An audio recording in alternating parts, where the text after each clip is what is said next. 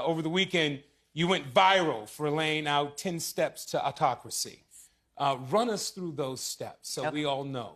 Okay, so this happens in every nation that has become an autocracy, having been a democracy. So whether we're talking about Brazil with Bolsonaro, or India, or Putin and Russia, the Philippines with Duterte.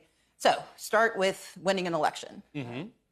Usually the last one you're going to get to have for real.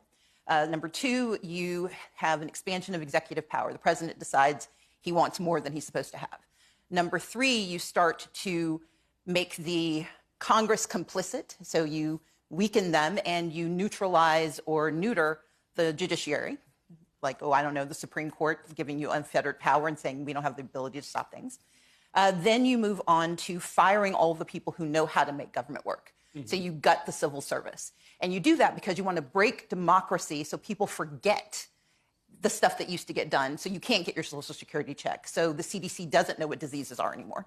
Then you put in place these loyalists, people who are only responsive to you. You put them in charge of the FBI so they go after your enemies. You put them in charge of the Department of Justice, the Department of Defense, so they can signal to their friends and tell them all about the evil plans that you have. Then you make certain that you break how we communicate. So you criticize the media and you create your own echo chamber of propaganda. You call it truth even though you know you're lying. Then you go to the next step, and I call that step 7. Because at step 7, you have to blame someone. You have to blame people for the broken government, for the broken promises. So you go after DEI.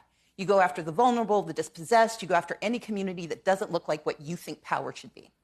While you're doing that, you make certain that you, in step 8, you eliminate anybody who can help them. So you sue law firms that do pro bono cases. You go after philanthropies and accuse them of giving money to the wrong people. You go after colleges and universities that can teach people possibly what else they should know.